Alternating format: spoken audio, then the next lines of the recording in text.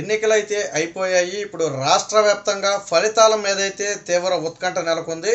ముఖ్యంగా ఏ పార్టీకి ఎన్ని సీట్లు వస్తాయి, సరే కూటమి అధికారం సాధించినప్పటికీ కూడా వైసీపీ పార్టీకి మెజారిటీ సీట్లు వస్తాయా అనే అనుమానం అయితే చాలా మందిలో ఉంది. వాస్తవానికి మనకు తెలుసు 2019లో జగన్మోహన్ రెడ్డి గెలుస్తాడని పందాలు పట్టడానికి చాలా ఎక్కువ మంది సిద్ధమయ్యేవాడు.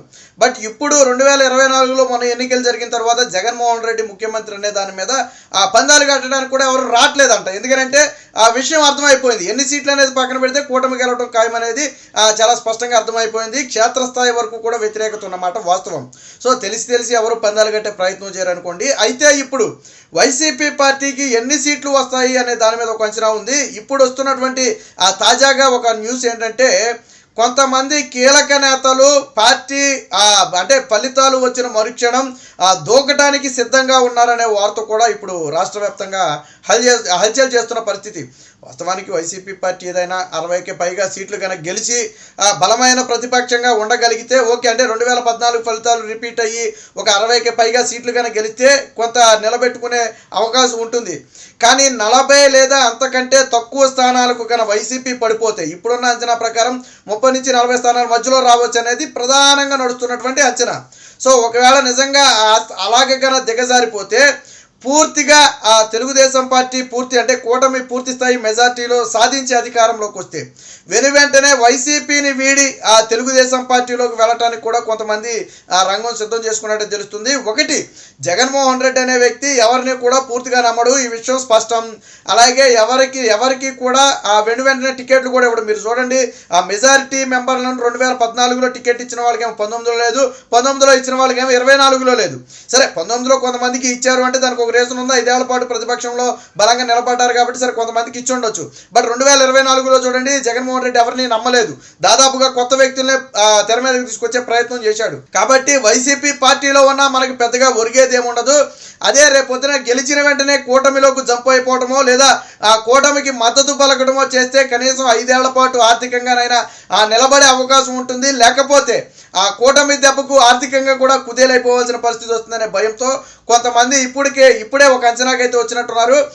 అంటే మెజారిటీ సీటు వైసీపీ సాధించి జగన్మోహన్ రెడ్డి కన్నా జైలుకు వెళ్లకుండా నిలబడి ఉంటే ఓకే, కొంతవరకు జగన్మోహన్ రెడ్డి అండ చూసుకుని కొంతమంది నిలబడే ప్రయత్నం చేస్తాడు. బట్ జగన్మోహన్ రెడ్డి అరెస్ట్ అయినా, జైలుకు వెళ్ళినా, లేదా జగన్మోహన్ రెడ్డి అంటే పూర్తిగా తన శక్తి సామర్థ్యాలు కోల్పోయినా, బలమైన ప్రతిపక్షంగా వ్యవహరించే సామర్థ్యం జగన్మోహన్ రెడ్డికి లేకపోయినా అక్కడ ఎమ్మెల్యేలు అయితే ఉండే పరిస్థితి లేదు. ఎందుకంటే ఇప్పుడు అదేవిధంగా తెలుగుదేశం పార్టీ ఒకవేళ సీన్ రివర్స్ అయిందనుకోండి, తెలుగుదేశం పార్టీ నుంచి కూడా వెళ్ళిపోతారు కదా అనుకోవచ్చు. అయితే తెలుగుదేశం పార్టీ నుంచి నాయకులు వెళ్తారు కానీ కార్యకర్తలు వెళ్ళరు. ఉదాహరణకి ఏంటంటే, తెలుగుదేశం పార్టీకి 10 ఏళ్ల పాటు ప్రతిపక్షంలో ఉన్న అనుభవం ఉంది. బట్ పార్టీ ఏ రోజు చెక్ చేయలేదు. ఇప్పుడు 2019 నుంచి 24 వరకు తీవ్ర కష్టకాలం ఎదుర్కొంది. 23 సీట్లు అంటే అతి తక్కువ సీట్లకే పరిమితం అయినప్పటికీ కూడా 3-4 జగన్మోహన్ రెడ్డి తీసుకోగలిగాడు తప్ప పార్టీని ఏమీ చేయలేకపోయాడు. ఎందుకంటే టీడీపీ అనేది కార్యకర్తల పార్టీ. దేశంలోనే ఉన్నటువంటి అన్ని పార్టీలతో పోలిస్తే తెలుగుదేశం పార్టీకి కార్యకర్తల బలం ఎక్కువ. ఒక జాతీయ పార్టీకి కూడా లేనంత కార్యకర్తల బలం తెలుగుదేశం పార్టీకి ఉంది, ఒక రాష్ట్ర పార్టీ అయినప్పటికీ కూడా. సో ఎందుకు తెలుగుదేశం పార్టీ ఆటుపోట్లను ఎదుర్కొని అటుపక్క పార్టీలు మారుతున్నాయి. అటుపక్క కాంగ్రెస్ కావచ్చు, వైఎస్ఆర్సీపీ కావచ్చు, బీజేపీ కావచ్చు. బట్ ఇటుపక్క మాత్రం తెలుగుదేశం పార్టీ బలంగా నిలబడుతుంది. ఎందుకంటే అది కార్యకర్తల పార్టీ. సో కాబట్టి ఒకవేళ సీన్ రివర్స్ అయి తెలుగుదేశం పార్టీ మళ్ళీ ప్రతిపక్షానికి పరిమితమైన అందులో నుంచి పోతే నాయకులు పోవచ్చు. ఎందుకంటే 10 ఏళ్ల పాటు ఆర్థికంగా నష్టాలు ఎదుర్కొని నిలబడే శక్తి సామర్థ్యాలు కొంతమంది నేతలకు ఉండకపోవచ్చు. బట్ కార్యకర్తలు మాత్రం ఎటు కదలరు. తెలుగుదేశం పార్టీకి ఉన్న అడ్వాంటేజ్ ఏంటంటే కార్యకర్తలే నాయకులుగా మారుస్తుంది.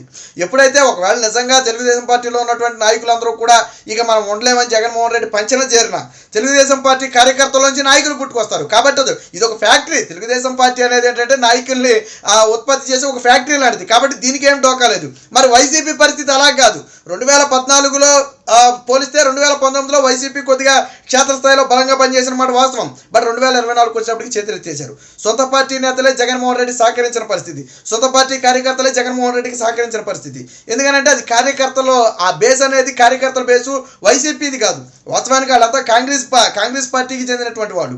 సో స్వతహాగా షర్మిల వచ్చిన తర్వాత కూడా కొంతమంది కాంగ్రెస్ భావజాలాలు ఉన్న వాళ్ళందరూ కూడా పక్కకు తప్పుకున్న పరిస్థితి. సో ఇలా 1 కాదు 2 కాదు అనేక అంచనాలు ఉన్నాయి. మనకి చివరిలో చూడండి, జగన్మోహన్ రెడ్డి నుంచి కూడా అంటే తెలుగుదేశం పార్టీ నుంచి కొంతమంది ఆ మొదట్లో వెళ్ళిపోయిన వల్లభనేని వంశీ కానివ్వండి, వాసు కానివ్వండి, కన్నం బలరాం కానీ ఇలాంటి కొంతమంది మొదట్లో వెళ్ళిపోయినప్పటికీ కూడా ఆ తరువాత ఏమైంది, చివరికి వచ్చేటప్పటికి వైసీపీ నుంచి టీడీపీలోకి వచ్చారు. అంటే ఎవరైతే పెద్దారెడ్డిగా చెప్పుకునే నెల్లూరు రెడ్డి ఎవరైతే ఉన్నారో వాళ్ళంతా టీడీపీలోకి వచ్చిన పరిస్థితి.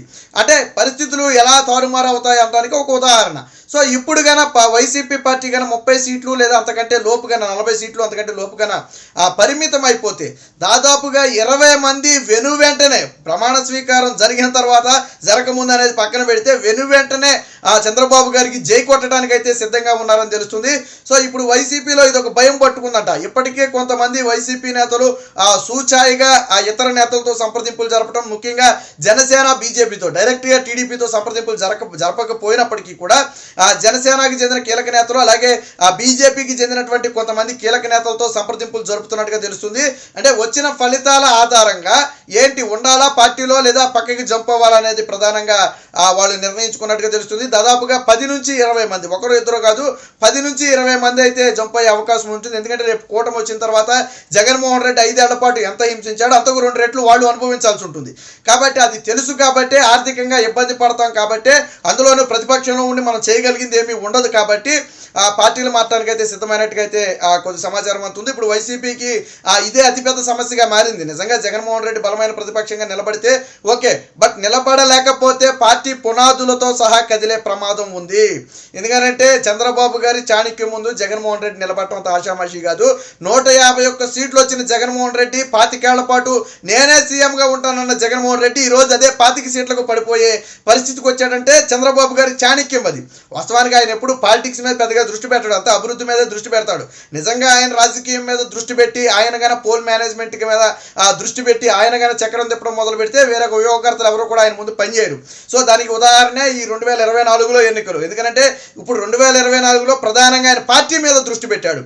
సో జగన్మోహన్ రెడ్డి గర్వంగా కాళ్ళు ఎగరేసుకునే స్థితి నుంచి ఈ రోజు 25-30 సీట్లు అనే స్థితికి వచ్చేసాడు అంటే చంద్రబాబు గారి చాణక్యం అది. సో చంద్రబాబు గారి రాజకీయం ఎలా ఉంటుంది అనేది బహుశా జగన్మోహన్ రెడ్డికి తెలియకపోవచ్చు.